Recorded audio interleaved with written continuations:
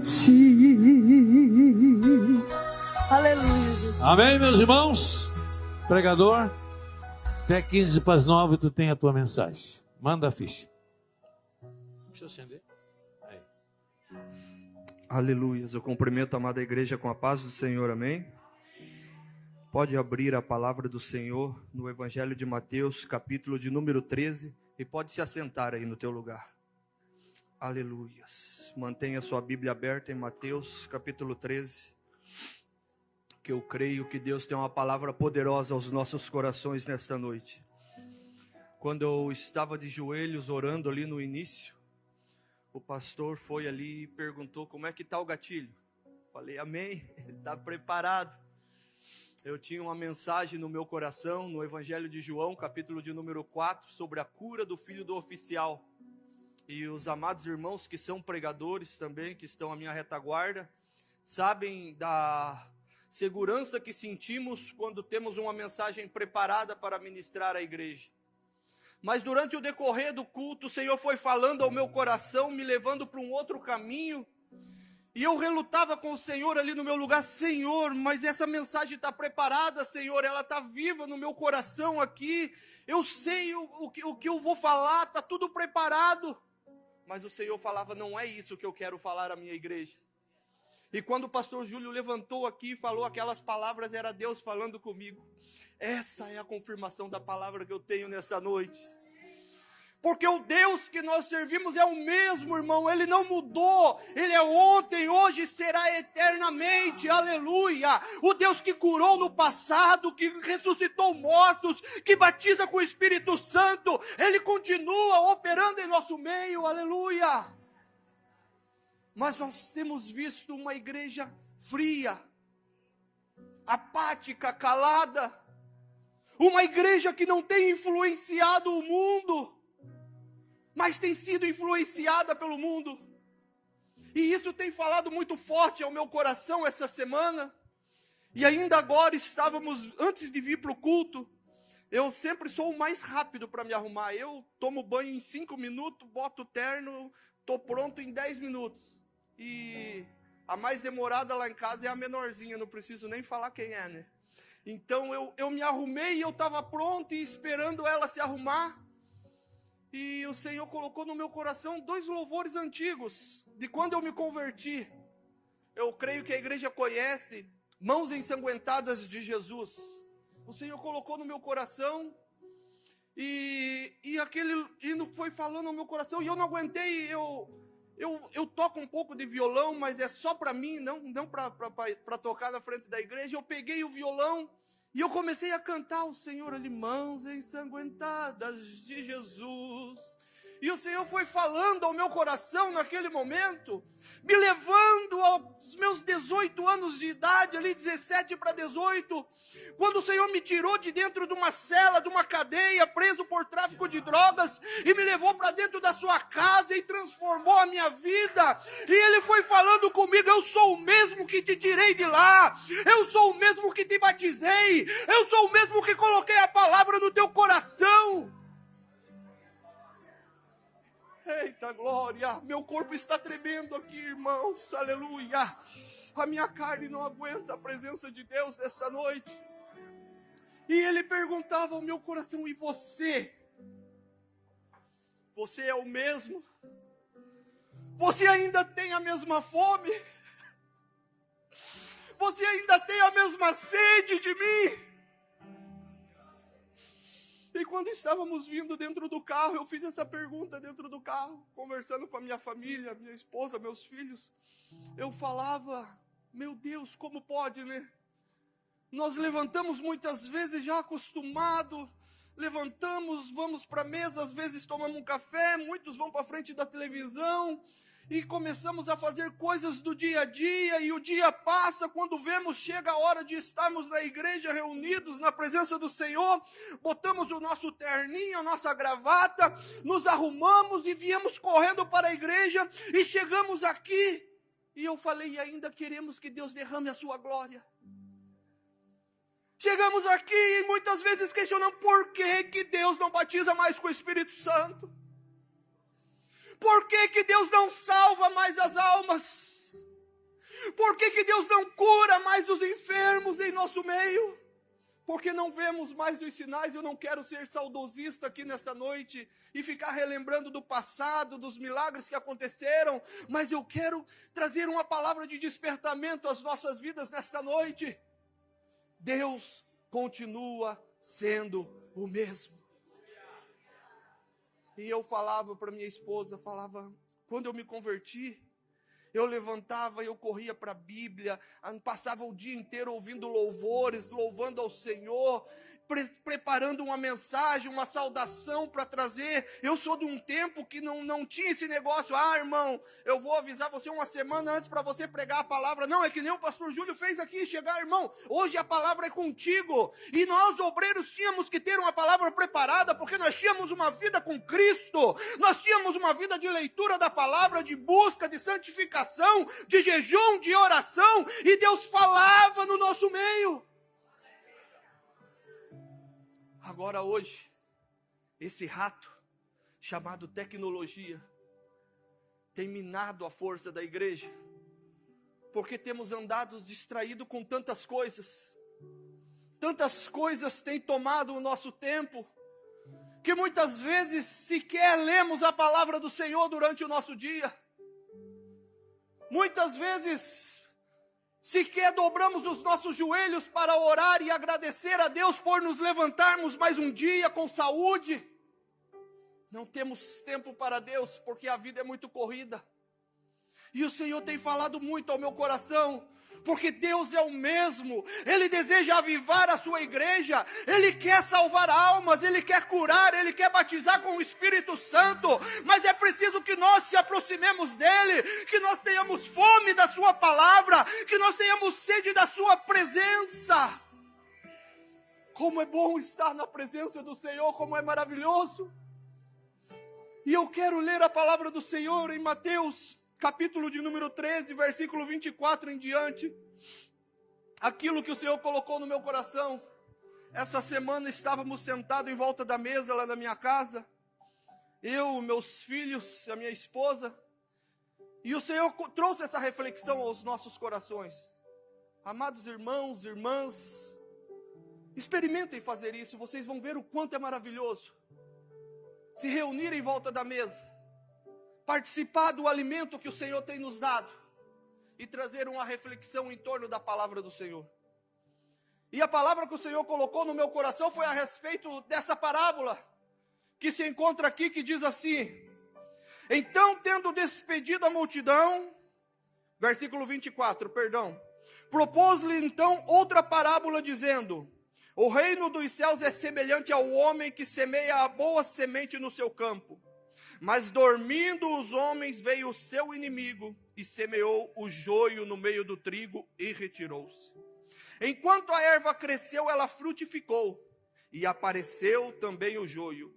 E os servos do pai de família, indo ter com ele, disseram-lhe: Senhor, não semeaste tu no teu campo a boa semente? Por que então agora aqui tem joio? E ele lhe disse: um homem inimigo é quem fez isso. E os servos lhe disseram: querem, pois, que vamos e arranquemos tudo? E ele, porém, lhe disse: não, para que ao colher o joio, não arranqueis também o trigo com ele. Deixai crescer ambos. Guarde bem essa palavra. Deixai crescer ambos, juntos até a ceifa. Então, por ocasião da ceifa, direi aos ceifeiros: colhei primeiro o joio, atai-o em molhos para queimar, mas o trigo ajuntai no meu celeiro. O Senhor falando essa parábola aos seus discípulos, eles ficaram confusos. E agora no versículo 36, onde eu estava lendo anterior, ele vai dizer assim: os seus discípulos chegaram a ele questionando sobre a parábola. Ele diz assim: então, tendo despedido a multidão, foi Jesus para casa, e chegando ao pé dele os seus discípulos, dizendo: explica-nos a parábola do joio do campo. E ele respondendo disse-lhes: o que semeia a boa semente é o filho do homem. O campo é o mundo, e a boa semente são os filhos do reino. Os joios são os filhos do maligno. O inimigo que semeou é o diabo. A ceifa é o fim do mundo e os ceifeiros são os anjos. Assim como o joio é colhido e queimado no fogo, assim será na consumação deste mundo. Mandará o Filho do Homem aos seus anjos, e eles colherão do seu reino tudo o que causa escândalo, e os que cometem a iniquidade, e lança-losão na fornalha de fogo. Ali haverá pranto e ranger de dente, e então os justos resplandecerão como o sol no reino do seu Pai. Quem tem ouvidos, ouça. Aleluia.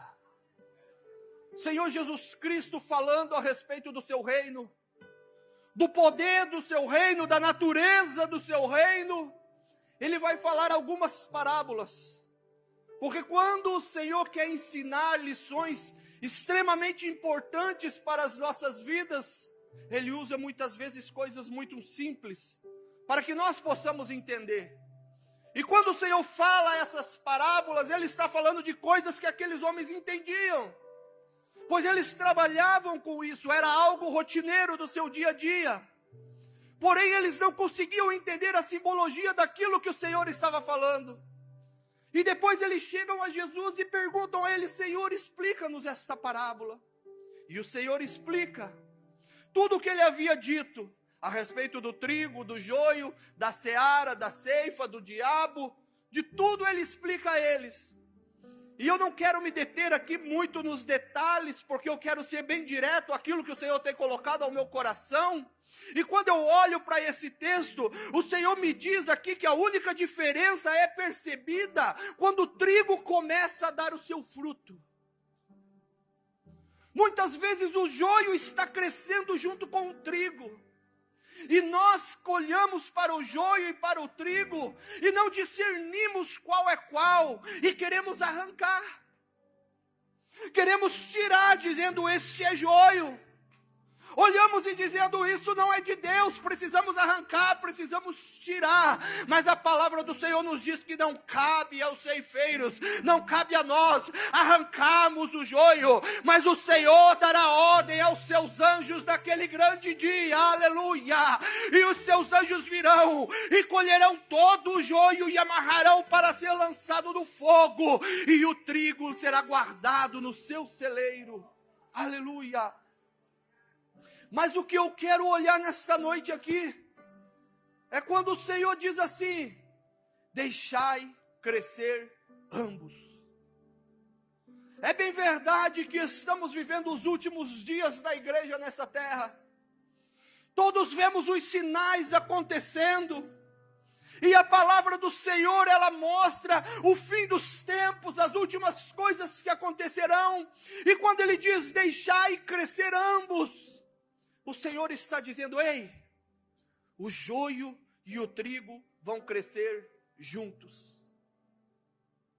E quando nós olhamos para o mundo, não é difícil de olharmos e enxergarmos o crescimento do joio.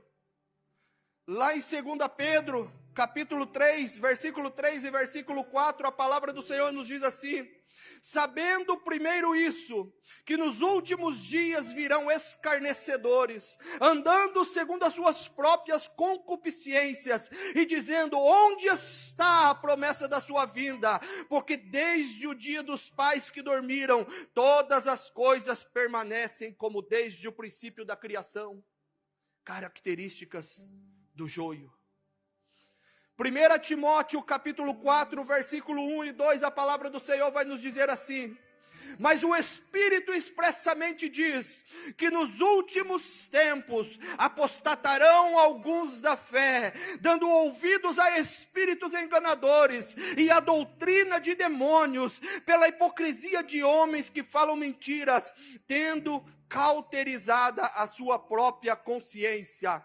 Note que que cada texto que eu estou lendo, ele está apontando para as características do joio nos últimos dias, que são os dias que a igreja do Senhor está vivendo. Ainda quero ler mais um texto em 2 Timóteo, capítulo 3, versículo 1 e 4, onde a palavra do Senhor nos diz assim: sabe, porém, isto, que nos últimos dias sobrevirão tempos trabalhosos, porque haverá homens amantes de si mesmo. Presta atenção, se você não está vendo isso ao redor de você aí na tua casa, se você não está vendo no teu trabalho, porque haverá homens amantes de si mesmo, avarentos, presunçosos, soberbos, blasfemos, desobedientes, pais e mães ingratos, profanos, sem afeto natural, irreconciliáveis, caluniadores, incontinentes, cruéis, sem amor para com os bons, traidores, obstinados, orgulhosos, mais amigos dos deleites do que amigos de Deus. Isso tudo é muito fácil nós olharmos e enxergarmos. Não precisamos ir muito longe. O joio está crescendo. O joio está aumentando cada dia mais. E é necessário que ele cresça. É necessário que o joio chegue à sua maturidade. Porque o Senhor diz que quando o joio e o trigo crescerem, então será dada a ordem. Eu não quero entrar aqui em termos teológicos, muito detalhes, mas existem algumas linhas teológicas, teologia que fala da escatologia, das últimas coisas, que apontam para o fim do mundo, para os últimos dias, com uma visão pessimista, que dizem que o mundo vai cada vez piorar, e a igreja também vai se esfriar, e quando tiver tudo no pior caos, então Jesus virá. Porém, eu não concordo com essa visão. Existe também uma outra visão, que é mais triunfalista, que ela olha para o mundo, ela olha para a igreja e diz: tudo vai melhorar.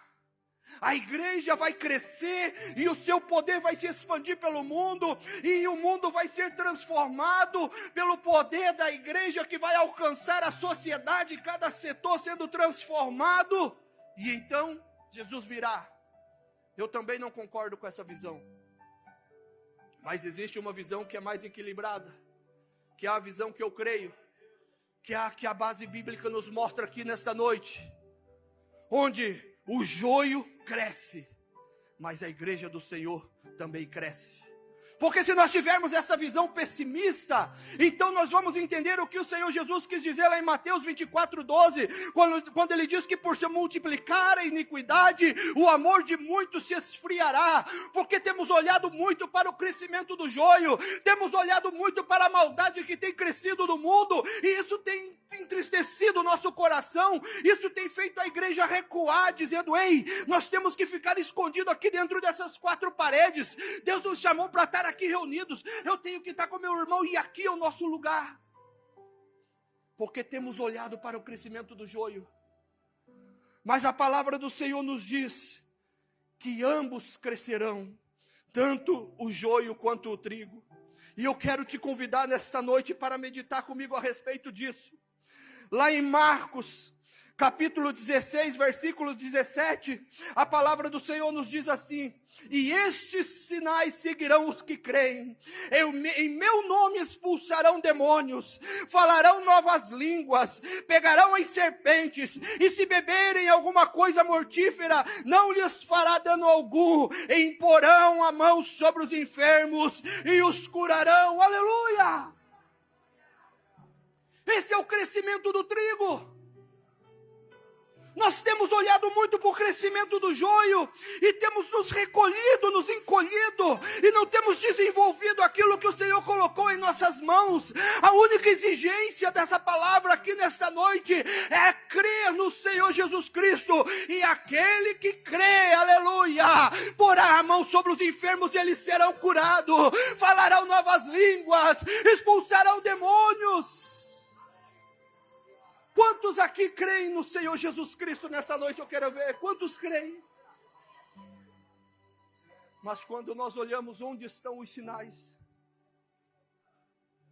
quando nós olhamos onde estão, outro dia aconteceu algo lá em casa que eu fiquei abismado. Eu trabalho à noite e então eu durmo de dia. E nós estávamos sofrendo com um vizinho dos fundos, porque o nosso apartamento, o primeiro andar, a janela fica bem em cima do muro, divisa com os fundos, e tem a garagem do vizinho que dá de frente para o nosso apartamento, para a janela do meu quarto. E todos os dias eles faziam churrascos com funk, música terrível que vocês conhecem, gritando palavrões, suas crianças de 4, 5 anos correndo no meio, e aquelas palavras correndo solta, e nós não conseguíamos mais dormir. Minha mulher e eu não conseguíamos descansar. E foi um dia que aquilo passou dos limites, palavras terríveis. A minha esposa se levantou com tanta raiva daquilo, e ela falou: de hoje não passa, eu vou orar, e ou Deus tira esse povo daqui, ou Deus salva esse povo. A situação que nós estávamos vivendo despertou nela a responsabilidade que Deus colocou em cima de nós, aquilo que Deus entregou em nossas vidas, e ela orou. Ela dobrou o joelho e orou. Só que nós saímos de férias, nós fomos por Paraná, ficamos 1 mês por Paraná, e voltamos de lá, e quando voltamos, já não ouvíamos mais aquelas músicas. E eu comecei a pensar: meu Deus do céu, será que foram embora? O que será que aconteceu? Eu não ouço mais, acabou a bagunça. Daqui a um dia, aquela mulher, ela começou a cantar uns hinos. Eu falei: amor, olha, você está ouvindo, ela está cantando hino. E ela começou a cantar, e a cantar, e a cantar. E quando foi no outro dia, nós já ouvimos umas orações dentro da casa dela. E quando foi, de repente, um pastor já estava lá fazendo um culto na garagem da casa dela. E agora já não era mais funk, mas era oração, era louvor, era adoração. Por quê? Porque alguém entendeu o seu chamado, dobrou o seu joelho e falou: Deus, eu não aceito essa situação. Tu és o Deus que muda a situação. Aleluia. E Deus ainda faz milagres. Deus salva. Deus cura. Deus liberta. Aleluia. Em Marcos, capítulo 3, versículo 13, até o versículo 15, vai nos dizer assim: e subiu ao monte, Jesus subiu ao monte, e chamou para si os que ele quis, e vieram a ele, e nomeou 12 para que estivessem com ele, e os mandasse a pregar, e para que tivessem poder para curar as enfermidades e expulsar os demônios. Jesus nos deu essa autoridade. Mas quando eu olho para esse texto, Jesus chama para perto de si. Ele diz: ei, venham aqui passar um tempo comigo. Ei, venham aqui para perto de mim.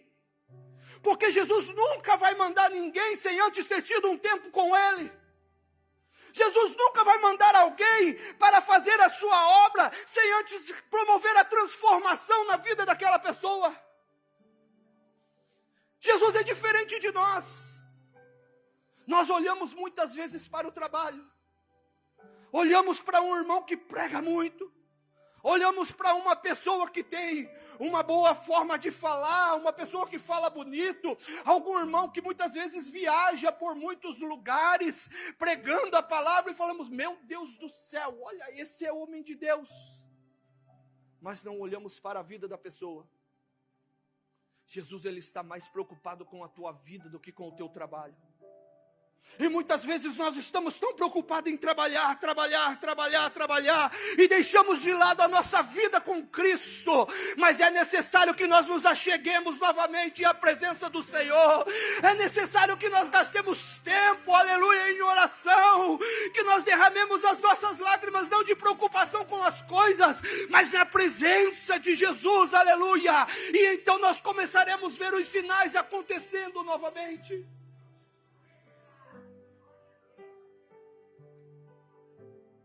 Eu olho para o livro de Juízes, capítulo 13, versículo 12.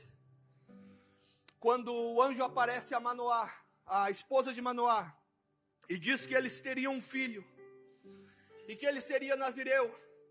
E então a palavra do Senhor nos diz assim: então disse Manoá: cumpram-se as tuas palavras, Mas qual será o modo de viver e o serviço do menino?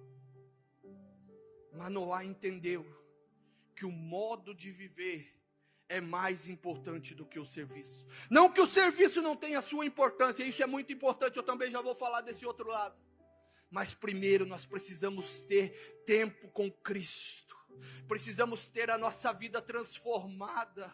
Precisamos entender o que é a presença do Senhor Jesus, aleluia. Quando nós olhamos para a vida de Moisés, a palavra nos diz que Moisés subia ao monte para falar com Deus, e quando ele descia do monte, o seu rosto brilhava, que a multidão não conseguia olhar para o rosto dele, era necessário cobrir o seu rosto. Porque quanto mais tempo passamos na presença de Deus, mais da sua glória recebemos sobre a nossa vida. Outro dia eu ouvi um pregador falando sobre o joelho de mola. Nós precisamos ter cuidado com essa síndrome do joelho de mola, que muitas vezes nos ajoelhamos: Senhor, obrigado pelo dia, abençoa, amém, e levantamos. Vai e volta. É preciso gastar tempo. É preciso se debruçar na presença do Senhor. Irmão, eu não tenho palavra para orar tanto tempo. Fique calado. Ouça o Senhor falar. Quantas e quantas vezes eu me dobrei na presença do Senhor sem ter uma palavra para falar. Mas foi o momento que eu estava calado na presença dEle que eu mais ouvi a sua voz falando ao meu coração. Porque a oração, ela é um diálogo. Não é um monólogo.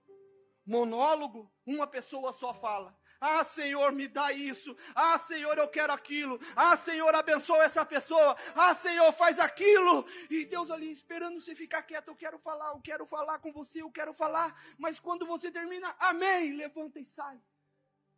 Não temos parado para ouvir a voz de Deus. Não temos sentado em volta da palavra do Senhor e falado: Senhor, ilumina minha mente, eu quero entender a tua palavra, fala comigo, Senhor, e Ele vai falar, porque Tiago vai nos dizer: se você não tem sabedoria, peça a Deus e Ele dará a você, aleluia. Deus é um Deus gracioso, Ele nos abençoa com sabedoria, Ele ilumina os olhos do nosso coração, do nosso entendimento, para que possamos olhar para a palavra e ser transformados por ela. Mas temos visto tantas pessoas preocupadas muito mais com o trabalho, que têm deixado a sua maneira de viver de lado. Pessoas que muitas vezes estão trabalhando. Vai ser pesado o que eu vou dizer agora aqui.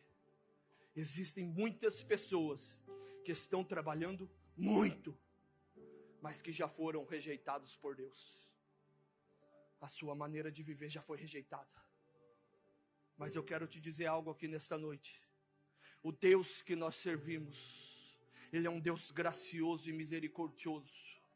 Se você está longe, ainda há tempo nesta noite de você voltar para a presença dEle e dizer: Senhor, eu tenho andado tão atarefado, Senhor meu Deus, eu tenho deixado que tantas coisas tomem o teu lugar na minha vida, mas hoje o Senhor falou comigo, e eu quero voltar para a tua presença, eu quero voltar a sentir esta glória dentro de mim, aleluia. Você não vai mais ser como Marta, que olha para Maria, falando em língua estranha, sendo cheia do poder, rodando e sacando. Mas é menino mesmo. Isso daí é coisa de meninice, sentimentalismo. Você vai parar de ser um crítico e vai ser alguém que vai estar na presença de Deus. Você vai sentir a glória de Deus, porque ela é para você também. Ele diz: e ao que crê, aleluia. Ele não diz aquele que prega, ele não diz aquele que tem a teologia, ele não diz aquele que é estudado, ele não diz para o pastor, ele não diz para o presbítero, ele diz: mas aquele que crê, aleluia, receberá poder, poder, poder. Quantos querem poder de Deus aqui nesta noite? Aleluia! É só você crer em Jesus, porque a mesa está posta, aleluia! Quanto tempo você já não fala em línguas estranhas? Já perdemos o hábito de carregar o nosso lenço, porque já não choramos mais na presença do Senhor. Passamos cultos e cultos e nenhuma lágrima desce dos nossos olhos. O meu tempo já foi-se embora e eu tenho que terminar. Eu ainda quero orar com você. Mas nesta noite o Senhor está nos chamando a voltarmos para a sua presença, porque Ele continua sendo o mesmo, aleluia. E assim como o joio está crescendo, Ele quer que a sua igreja amadureça, que a sua igreja cresça, e que os milagres voltem a acontecer no nosso meio, aleluia. Que nós possamos novamente chegar diante do médico, e o médico perguntar, ué, mas cadê o tumor? Onde é que estava? Estava aqui, desapareceu. Foi Deus, foi Deus, foi Deus, aleluia. Se coloque em pé na presença do Senhor nessa noite, aleluia. Deus continua sendo o mesmo, mas nós temos que abrir mão das distrações, das coisas que têm tomado o nosso tempo. E temos que nos voltar para a presença do Senhor e dizer, Senhor, eu quero mais de Ti, Senhor. Como o pastor falou nesta noite, eu também ouvi de Deus ali no meu lugar. Nesta noite o Senhor quer renovar vidas aqui neste lugar. Ele quer curar e eu creio que Ele vai fazer, aleluia. Porque se Ele falou, Ele é fiel em cumprir na sua palavra. Eu quero chamar você aqui nesta noite. Eu não costumo chamar na frente, mas hoje eu quero chamar. Você que não é batizado com o Espírito Santo e quer receber o batismo com o Espírito Santo, vem aqui para frente nesta noite. Nesta noite nós vamos ser ousados, aleluia, porque Deus está mandando. Vem aqui para frente correndo, a não ser que você não queira, que você diga, não me importo com isso. Mas se você quer ser batizado com o Espírito Santo, vem aqui para frente. Você que tem uma enfermidade e quem sabe já foi desenganado pelos médicos, o Deus que cura também está aqui nesta noite, aleluia. Vem aqui para frente, nós vamos estar orando nesta noite por você. Vem aqui para frente, hoje é a noite do milagre. Eu não vou insistir, eu não sou muito de insistir, mas Deus está chamando aqui nesta noite. Você que quer ser batizado com o Espírito Santo, você que quer falar novas línguas, você que quer pregar, que sonha um dia eu quero estar em cima desse púlpito pregando igual estes homens de Deus aí, vem aqui para frente. Deus quer te renovar nesta noite. Deus quer te dar o dom da palavra, o dom de sabedoria. Deus quer te dar o dom de profecia. Vem aqui nesta noite. Eu quero convidar alguns irmãos que são cheios de poder, vem aqui na frente nesta noite, vem estar junto com esses irmãos aqui. Eu quero você aqui na frente, irmãos do círculo de oração, que são batizados com o Espírito Santo, vem aqui na frente também, porque hoje Deus vai fazer algo diferente nesse lugar, aleluia. Abrace uma pessoa que você sentir aí, ore junto com ela aí. Eu quero que o Ministério de Louvor prepare um louvor aí, já vamos cantar, porque hoje nós vamos orar e Deus vai operar milagres, aleluia. A mãe sube, anda na bagaia, séria. Os obreiros, eu quero que os obreiros estendam a sua mão agora neste momento, vocês que estarão orando aí. Deus vai colocar agora uma unção sobre a mão de vocês, aleluia. E quando vocês tocarem nessas pessoas aí, algo vai acontecer nesta noite, aleluia. Deus vai operar o sobrenatural neste lugar. Primeiro eu quero orar por vocês nesta noite. Pai glorioso, derrama agora, Senhor, esta unção sobre a vida destes obreiros, ó Pai. Coloca, Senhor, este fogo nestas mãos, que quando eles tocarem nas pessoas, elas venham ser impactadas, curadas, saradas, batizadas, no nome de Jesus. Podem estender as suas mãos. Ministério de Louvor, adore a Jesus nesta noite, aleluia. E você adore a Jesus aí no teu lugar. Palavras ore nesta noite clamando. Não podem expressar. Ele leva, ó Pai, as minhas intercessões. Cura nesta noite. Dobro os meus joelhos, Jesus. em meio às tribulações. Vai glorificando aí, glorifica. Ele ouve o gemido do meu coração. Ó Jesus, a ti confesso, não dá pra viver sem sentir a tua presença no meu ser. eterno dependente, ser humano tão carente, e sou de novo aqui e quero teu poder. Ainda que pra te servir, Jesus, eu tenha que chorar, te servirei porque comigo estará. Sofrer contigo é bem melhor do que errar.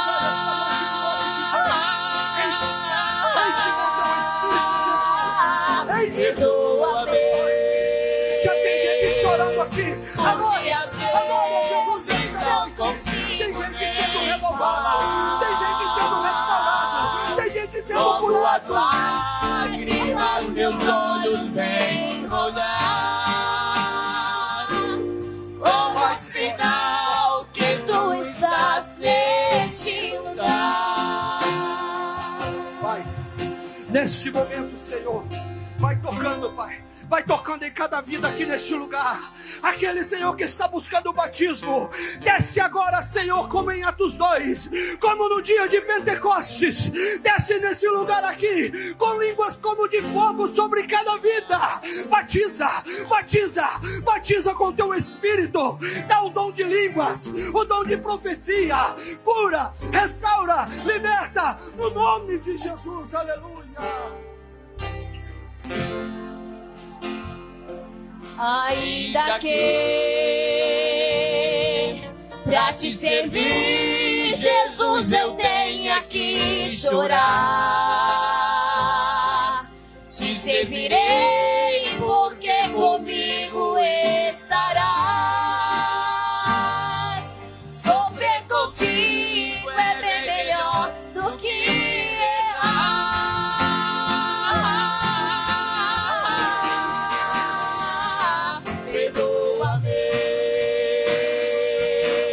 Porque às vezes não consigo nem falar. Logo as lágrimas meus olhos vêm rodar, como um sinal que tu estás neste lugar.